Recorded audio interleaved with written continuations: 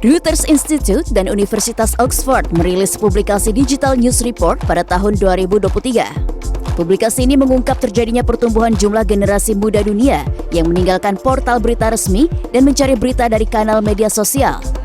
Menjelang pemilu 2024, generasi muda Indonesia mencari informasi politik dari beragam kanal media sosial.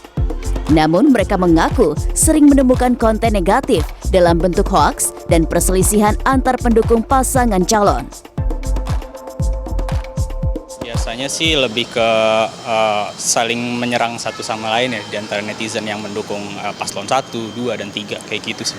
Kalau aku sekarang lebih ke muak kali ya, karena terlalu banyak banget argumen-argumen dari netizen itu, dari paslon 1, 2, 3-nya itu, jadi ya muak aja sih. Kalau aku sih lebih sering pakai TikTok ya, cuman kalau dari konten negatif ya pasti banyak, karena sekarang kan lagi musimnya pemilu kayak gitu. Cuman kalau aku sih tipikal orang yang cuek kayak gitu ya, orang mau beropini apa ya silahkan kayak gitu. Jadi mungkin kalau dari kayak nge-report komentar orang, aku jarang banget sih. Menjatuhkan lawan satu sama lain aja di lewat kolom komentar, kayak bawa-bawa pribadi masa lalunya paslon tersebut, terus saling mengejek juga. Ya kita jangan ke bawah negatif lah, kita harus mikir positif, karena kan tanggal 14 itu menentukan Indonesia 5 tahun yang akan datang kan. Jadi masyarakat juga pasti tahu lah untuk kedepannya yang lebih baik lagi. Data Masyarakat Anti Fitnah Indonesia atau Mafindo menemukan 1.292 hoaks politik selama tahun 2023. Sebanyak 645 di antaranya terkait pemilu 2024.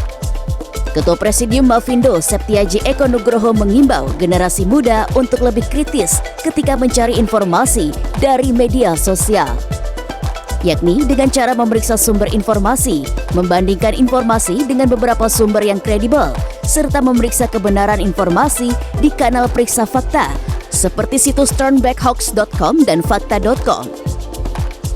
Konten hoax itu seringkali dikemas dengan bumbu ataupun kemasan yang emosional, bombastis. Jadi ketika ketemu dengan konten-konten yang emosional, membuat kita marah, emosi, itu jangan terpercaya, baik itu video ataupun juga foto. Kemudian yang kedua adalah jangan langsung sebar konten tanpa kita cek dulu kebenarannya. Karena kalau kita menyebarkan hoax itu ya, merugikan orang lain atau bahkan kita bisa menjadi bagian dari penyebar hoax yang bisa dituntut secara pidana.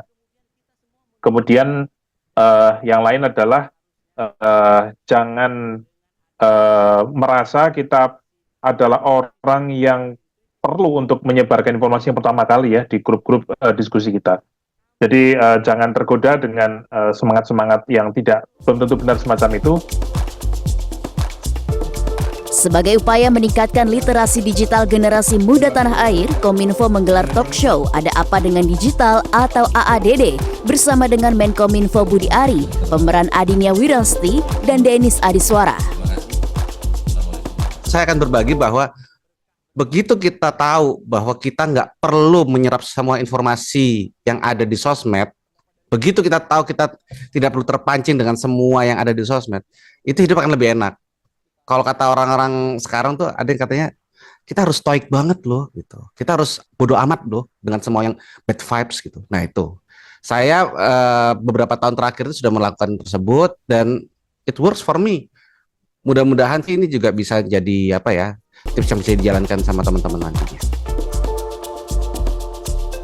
AADD mengimbau generasi muda untuk bisa berperan aktif dalam memerangi hoaks dan fitnah di dunia maya menjelang pemilu 2024. Selain talk show, AADD juga disertai pertunjukan istimewa dari Malik and the Essentials, Ari Lasso, dan JKT48.